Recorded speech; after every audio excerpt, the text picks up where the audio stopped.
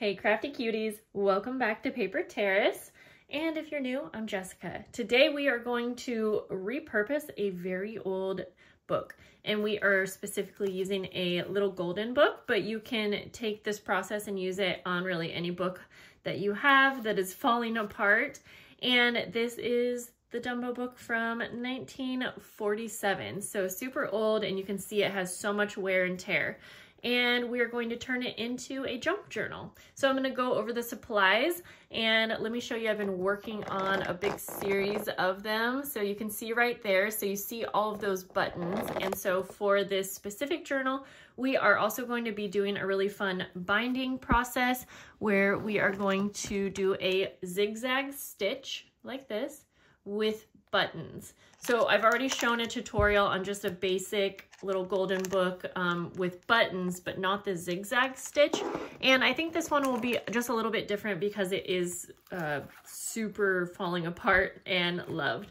Okay, let's go over the supplies. So you'll need your book, you will need some fabric, you will need some cardboard or just repurposed cardboard, which I got from a cracker box. And then you're going to need the papers and pages that you want for your journal pages. And then for binding, you're going to need some kind of a pokey tool or an awl, some binding thread, and I'm using waxed linen thread, some paper clips, some a sewing needle, a very heavy glue, and I'm using Tombow Mono Aqua Glue, buttons for the spine if you're choosing that. And then I'm also going to be using some metal book corners and a little charm ring. Okay, so I'll put all of those links in the description from my Amazon affiliate link site, and we're gonna get right in. So we are actually gonna start by taking our spine. This is going to be our new spine.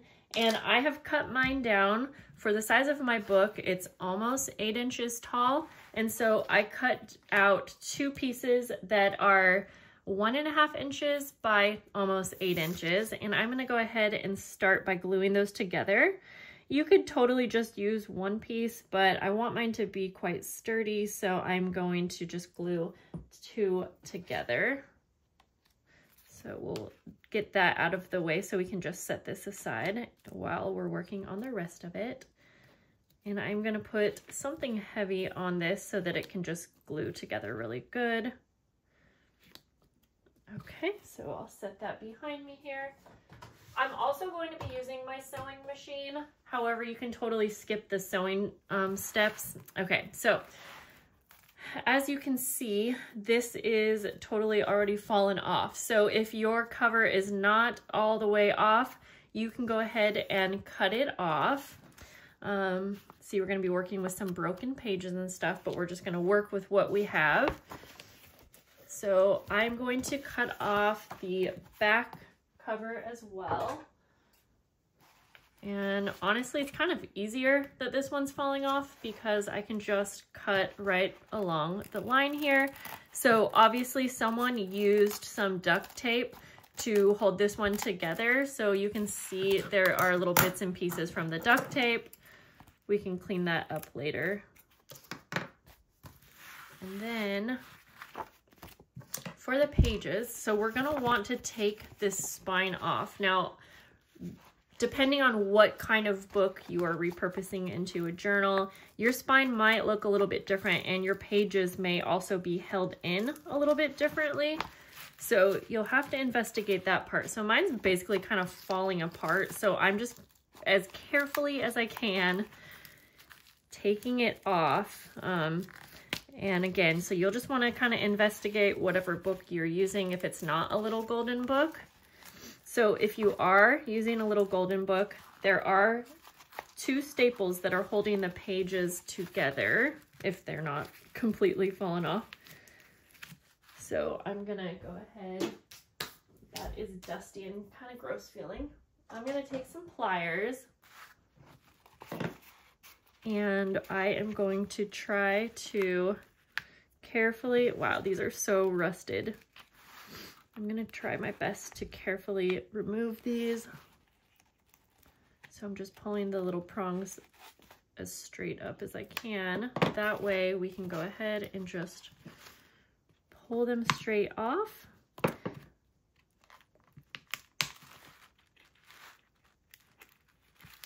So, whoop, yep, they're falling apart. So one thing to keep in mind when you're going to be repurposing a really old book, the pages may be very brittle. So we're gonna do what we need to make those a little bit more sturdy so that they'll have some more life left when we repurpose them into our journal. Wow. Okay, I'm just gonna clean up this mess and set these aside. I'm gonna set the pages aside, and I'm going to be careful to keep them in order because I do want this to be a readable journal when we're done. So I'm gonna set those aside, and we will start on the cover. I like to do this first so that the cover will have a chance to dry. So obviously I'm moving a little bit quicker in this tutorial than if I were doing this at home. So, well, that's not exactly true. I've moved pretty quick, but either way, we're gonna take our new spine that we made. We're gonna kind of line it up in the middle, and this is where we are going to need our fabric. Now I already cut mine down to size, and I cut mine down to about double the height, and then about 4.5 inches wide. So that's a good size if you are doing a similar size spine. Keep in mind, you can vary your sizes and go from there. So I chose this kind of fun fabric that I think will look really cool with the cover. So I do find that that's a really fun part of this process is matching up new fabrics and papers that go along with the theme that you're working with. Okay, so I'm just double checking that this spine is the right size. And so you can see I'm taking my strip of fabric and I'm laying it down, and I am going to start out by gluing this spine down onto the fabric. So I'm using Tombow Mono Aqua Glue, which I mentioned, and if you're not new, you're not surprised because this is the glue that I use for everything. Now, I have mentioned that lately I've been having issues with this bubbling through fabric. And no, I haven't switched glues yet because the thing that I like about it is I trust that it's strong enough. So that's why I'm still using this glue, but I have considered using something different for fabric. Okay, I'm gonna glue this in the center. And not only the center this way, but also the center of the entire strip. I'm gonna turn this over. Ooh, I really like how that looks. Just gonna press that down really good. But then I am going to go ahead and glue each cover down. So the cool thing about how this one is loved is that there were pieces of tape and stuff that are actually just going to get covered by fabric. And you'll see as I'm going through this process that a lot of times if pages are held together with tape, I'm probably not going to rip it off. In fact, I'm just going to actually cover it up to make it prettier because I'm trying to keep anything intact that I can. And so I'm gonna turn this over just so I can figure out how much glue to put on my cover. And again, so we have the leftovers from the tape that was on the cover, and I'm not gonna worry about taking that off. I'm just going to cover over it. Now, if you have anything that is super thick and you can tell that it's going to be better to take it off, then definitely do that. I'm also going to I'll end up covering a little bit of the title possibly, but for me, when I'm repurposing an old book, I'm totally fine with that because I would rather have my journal be put together really good versus trying to avoid covering something up. Okay, so I'm just trying to position this just right, and I'm going to have about a 1/4 of an inch space between the spine and the front cover. Okay, before I flip this over, I'm gonna go ahead and glue this side down. And I am using a generous amount of glue because I don't want this to come undone at all. Okay. Again, placing it so that there's about a 1/4 of an inch, and I'm trying to make sure that everything is straight here as well.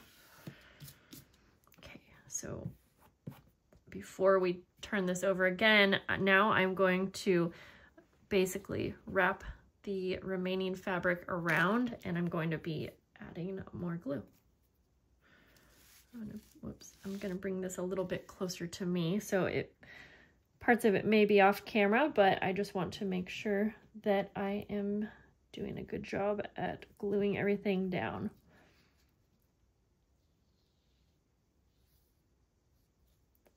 Now I'm also going to make sure to get some glue in the space here, the gusset. Again, I like to smooth it out. That does help with the bubbling. However, it kind of seems like it doesn't do the best job, but it helps. I'm also not so concerned. Now, if I have bubbles in my fabric, I try to make sure that it looks the best that it can. I'm not ever concerned about having a perfect look on a junk journal. I want it to look good to my eye and, you know, pleasing to the eye, but a lot of times I feel like I can cover up if the bubbles are really bad. But definitely feel free to tell me what glue you like to use between paper and fabric that doesn't bubble, because it probably is time that I switch. Okay, I'm gonna glue this down too, and since I only need them to slightly overlap, wipe that glue off, so I'm just going to cut the excess.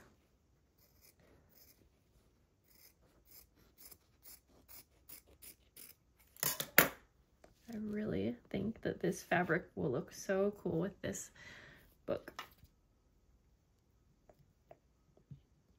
All right, let's glue that down. Now we're going to turn it over so that we can make sure to smooth everything out here. And I'm just going to use a bone folder, go around. I'm going to crease those spaces, the gussets. That's going to also give us a little bit more flexibility with our cover opening and closing. And I'm actually going to leave this raw edge here, if you see that. If you don't like that and your fabric has it, you can cover it up with another trim. Layering trims or laces does look pretty cool, but I actually really like the raw edge. And oh, this fabric, it's so cool because it has like some writing here, and I really like that. Okay, so I'm also gonna then take just a little extra glue, because even though I like those raw edges, I do want to do a good job at making sure that they're going to stay glued down. I don't really want them moving around much. Okay, so I'm going to now set this aside and put a heavy book on it to dry while we move on to the pages. So I'm gonna start by prepping the actual book pages, and I will be including all of the pages that are here. I do think there's a few missing pages, but I just try my best because a lot of times when I'm working with these journals, there are a couple pages missing, and I'll show you what to do when we get to that.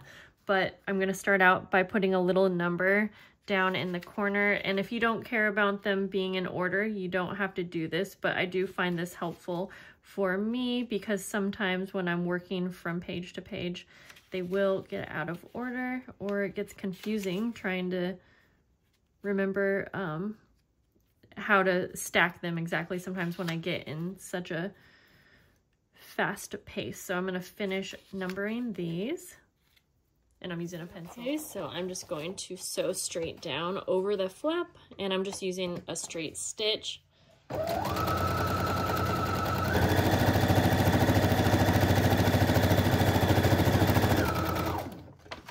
And then because this is going to be the first page that I have in my journals, I'm also going to do one extra decorating thing for the first page. So I'm actually going to take, I have just a scrap piece of vellum. And like I said, I'm going to make a little side pocket. And before I sew that on, I'm also going to sew some cute ribbon down the edge.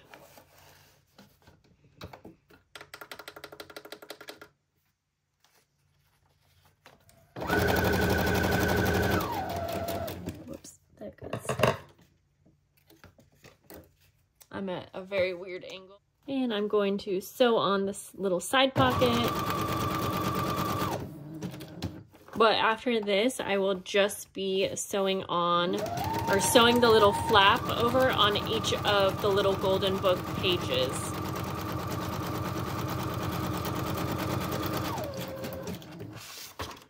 I'll mention one more thing before I just go on and sew all of these.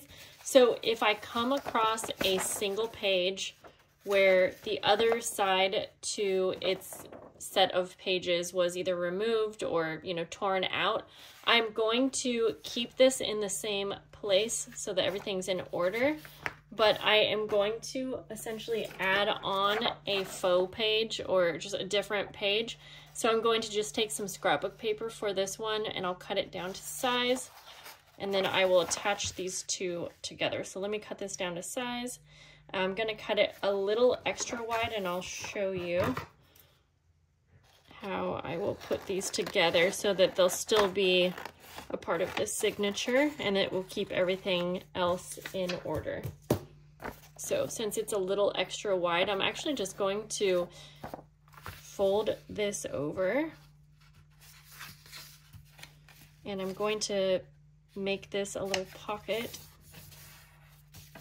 but you can use less paper and it doesn't have to be a pocket. But this is how I like to do that. And then I'm just gonna sew this so you can see how that wrapped around, and then there's a little side pocket on this page, and then when you open this up, you'll have a scrapbook paper instead of the missing page. So I'm just gonna lay this on top of my pile and continue on until I get through all of the pages. Okay, I'm done with the pages, and I actually ended up taking some out. Like I mentioned, this specific book was much longer than a lot of the golden books, little golden books are, and I only want this to be 2 signatures, so I kept them in order but took some out. So I have them, so I have 2 piles here, and I am also going to now add other types of pages, and you'll see as I put those into our signature. So I'm going to take the first piece and I'm going to lay it down like this, or set of pages, I guess you could say. And I'm just going to go through my variety of pages. I have lined papers. Then I'm going to take the next one here. I have little bags like this. And I cut the end off so that it can be a pocket. I'm gonna lay that down.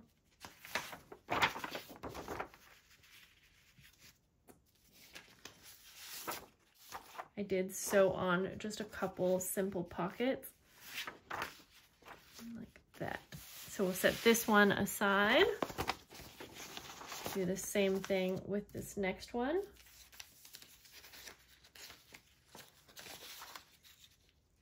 Lined paper. I'm just making sure it's the right height.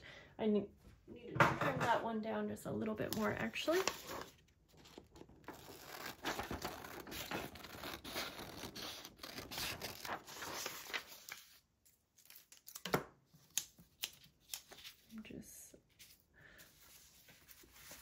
Okay, then the next one.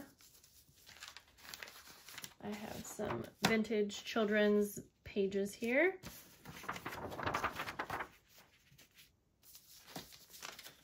I have some coffee dyed paper. I think I'm also going to need to trim this down a little bit.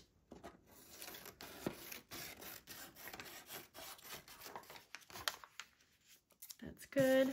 And then this was one more page that had a missing page, and I actually sewed on an envelope. So have fun with, you know, how you put the pages together.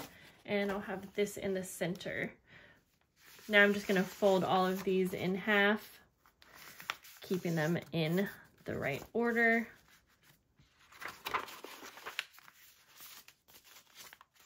So I have this all folded into a signature now with the extra pages, and I'll do the same thing to our second signature. Went through and erased all of the numbers off the corners, and we're gonna get started with binding. And so I cut out a piece of cardstock that is the exact same size as our spine.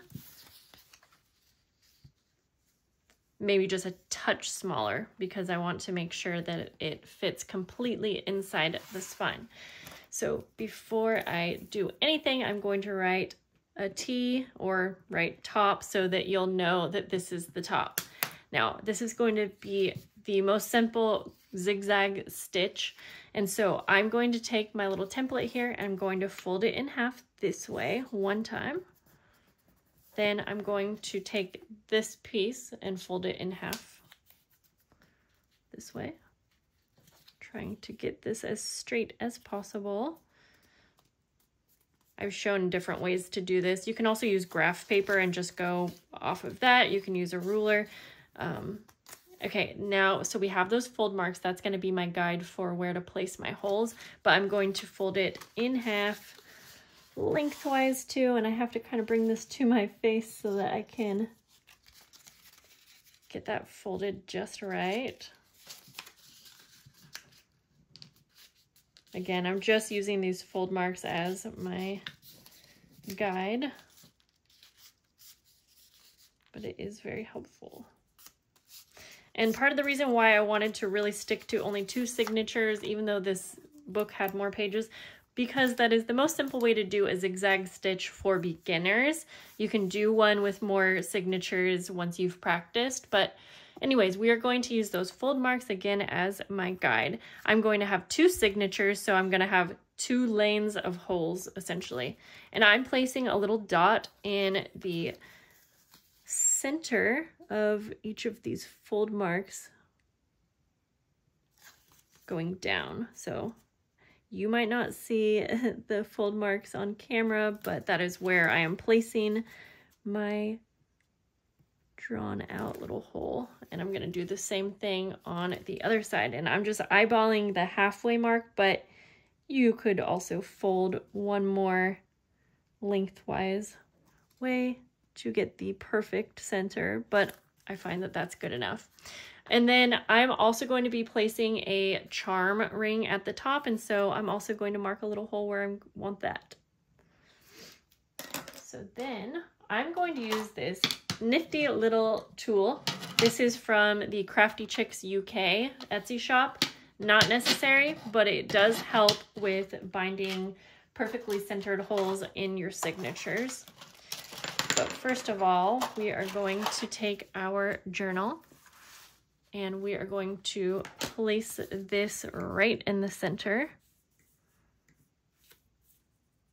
And I like to lift up the sides to make sure, and mine is still drying, so because of filming, you know, I'm just gonna keep going and it's gonna be fine. Okay, I'm gonna punch a hole. I'm gonna have to do this off camera because I need to take this to the edge of my table. I'll punch a hole in all of these places. Holes punched, and I am going to start out by placing my charm ring. This is an extra large, like heavy duty one, by the way. I love these ones, and I'm gonna go ahead and just place this through my very top hole. Again, it's a lot of these steps are easier to bring to my face. And then on the inside, you'll just open up these prongs like this and just flatten them out, making sure that it's on there nice and tight. There we go. Okay, now we're going to punch the holes into our signatures. So again, I'm going to use this, but this is just a guide for binding, so you don't need it. You can just open up your signatures and punch the holes. But I'm going to do one more step, and I am actually going to take a couple paper clips because these are kind of a bigger signature than what I'm used to doing, and I'm going to just hold them together with paper clips.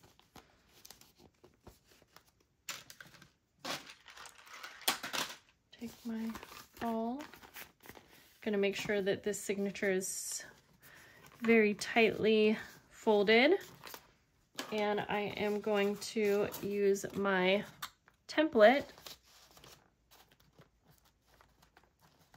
lining this up, and then I'm going to just punch a hole right where it lines up in the center. 1, 2, 3. Again, very important, make sure that the top is at the top. Even though we folded this and they should be evenly spaced, it's always way better to just use your template exact. Okay, I'm gonna do the same thing to my second. So remember, we're doing a zigzag stitch. So this is probably going to be the hardest part of this tutorial, but I promise with practice, it's simple because we are going to essentially be taking, I'm going to show you on the template. We're going to be doing similar to a 3-hole pamphlet stitch, but we're going to be starting in the center.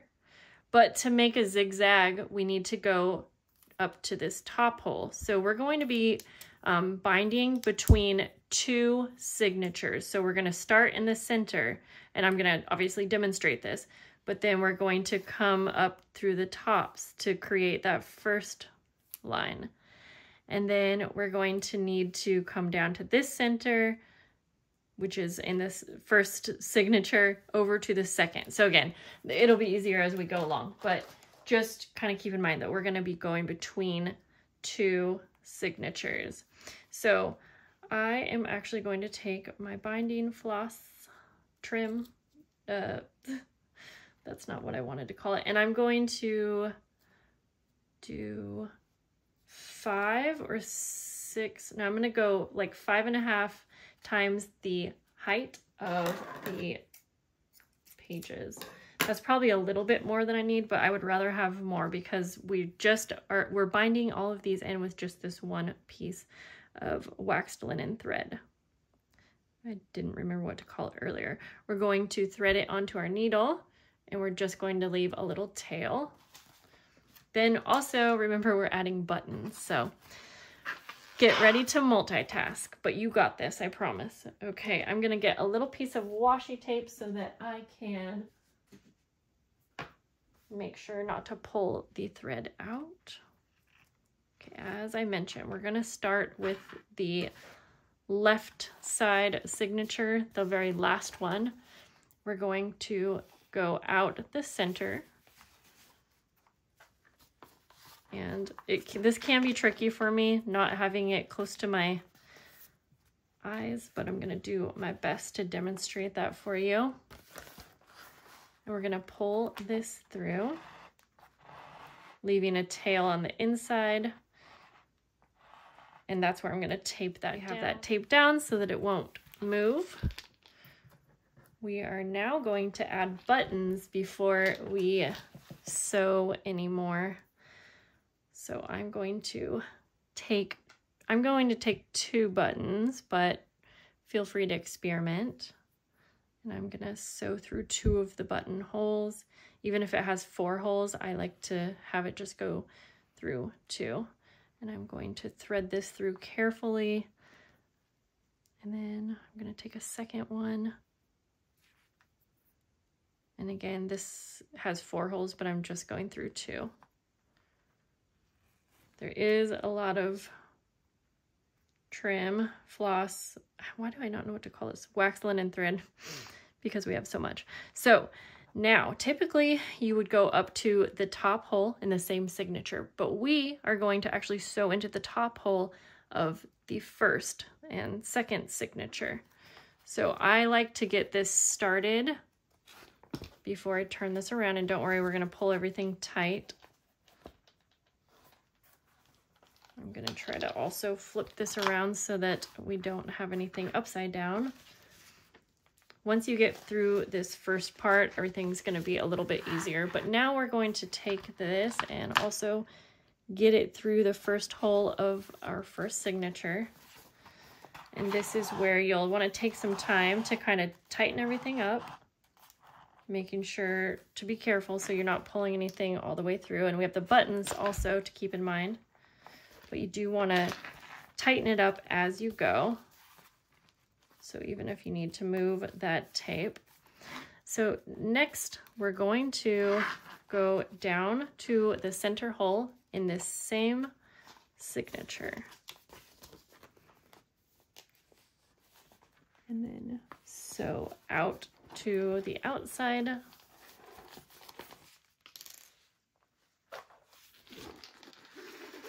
Pull tight. And I kind of have to hold this in a weird way. So we're going to sew up to the top hole now of the last signature, but before I do that, I'm going to add my 2 buttons.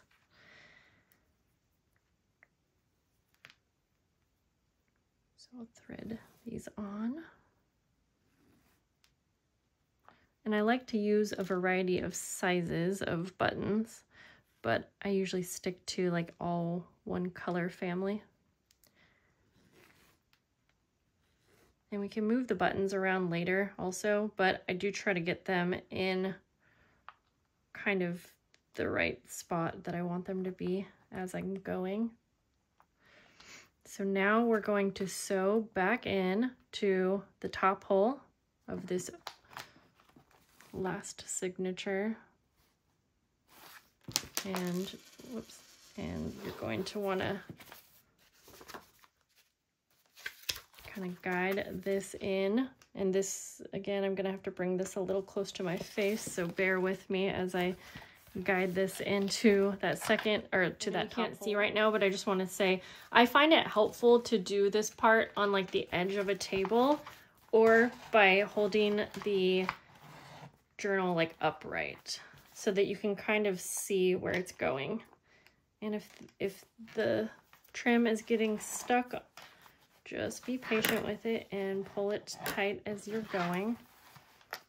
So this can be a little tricky where the buttons kind of get tangled, but just work with it.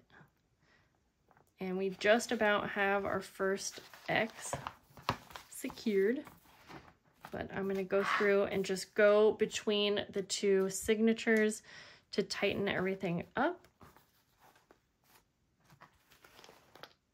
That's pretty good, but I'm gonna just keep pulling on everything to make sure that it's all as tight as it can be. Okay, so we're still in the back signature. We'll just call it back and front. That's probably easier.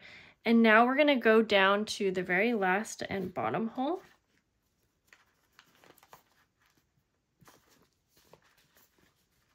And we'll go out to the outside. And my tape came off, so I'm gonna re-tape that down. Flip this over. And we're going to complete our last cross. So now I'm going to just add 2 more buttons.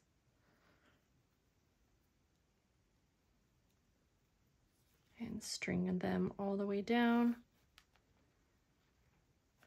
Okay, so to make the last cross, we're going to now have to sew back in to the center hole of the front signature.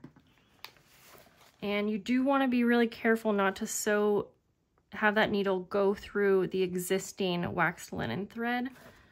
You want to try really hard not to get that in there. So again, I'm gonna have to bring this close to my face, and you probably will too, to make sure. Just be really patient with this part. And again, bringing it to the edge of like a table or desk can really help. Okay, I see that coming through.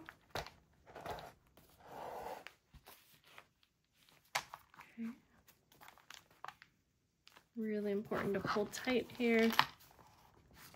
And then now we're going to go down to our bottom hole in this front signature.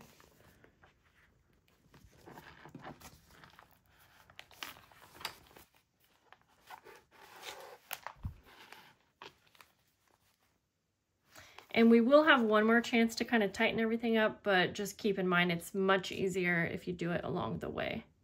Okay, we're gonna string on our last 2 buttons.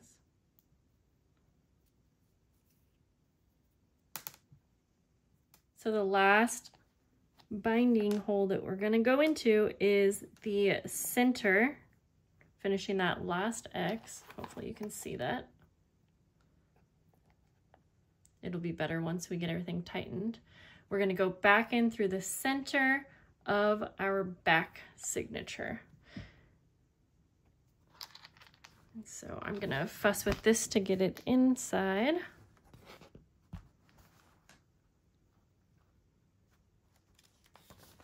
Sometimes it'll just go right in.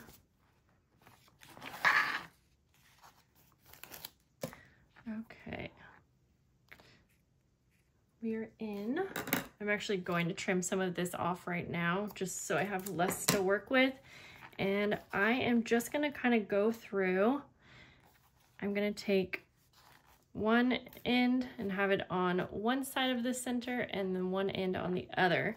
But before I tie these off, I'm gonna kind of go through and just really make sure that everything's as tight as it can be, and I'll adjust the buttons as well. I think I got it as tight as I can, so I will go ahead and tie this off. Now, even if you can't get it perfectly tight, just know that there's no way that these signatures are going to come out. So if there's a little bit of wiggle happening, then I'm usually okay with that, because again, they're completely sewn in there with one piece of wax linen thread or thread, and so there's no way that they're going to come out, but I do give it a little bit of time to try to get those as tight as possible.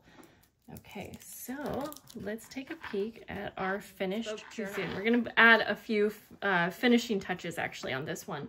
So first of all, I'm gonna add some metal book corners, and I am just going to take a little bit of glue, and this is going to be, I think, really important for especially an older book that you want to get more use out of. And if you have some corners that are really beaten up, you can always add cardstock to the inside to reinforce. And I'm also going to make a few adjustments to a couple of the pages I'll show you in just a minute. So once you have that on there, and I added glue just for some extra stability, I am going to tighten this up with some pliers so that those can be on there as tight as possible.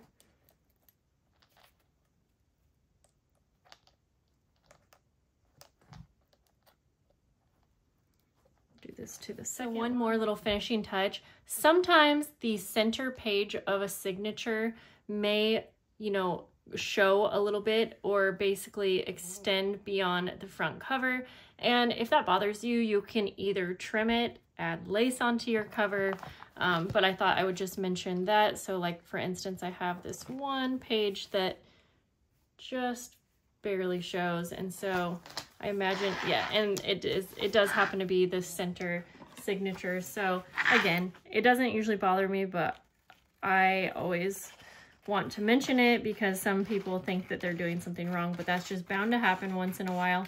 And so feel free to trim it at the last minute, but if you've already done sewing or embellishing to the edge, that's why I sometimes like to add lace to the front cover. So we are all done. My cover is still drying, but our zigzag stitching looks really cool, especially with those buttons.